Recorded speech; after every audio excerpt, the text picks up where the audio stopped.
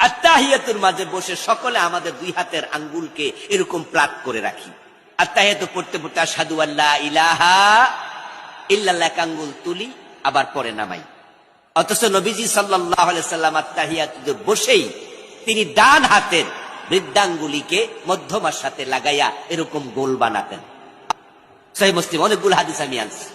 সহিহ মুসলিম সহ অনেক কিতাব, আবু দাউদে আছে, সহিহ মুসলিমে আছে, তিরমিজিতে আছে, বিভিন্ন হাদিসের কিতাবে আমার রাসূল এভাবে হাত বৃদ্ধাঙ্গুলির সাথে মধ্যমা একসাথ করতেন। তারপরে বাকি যে দুই আঙ্গুল আছে ছোট ছোট, এগুলাকে ওই মধ্যমার সাথে এইভাবে গোল বানাতেন। আর এই আঙ্গুলটা তিনি তুলে রাখতেন, এক হাদিসে পাওয়া যায়। আর এক হাদিসে পাওয়া যায় তিনি মাঝে মাঝে একটু হালকা নাড়াতেন।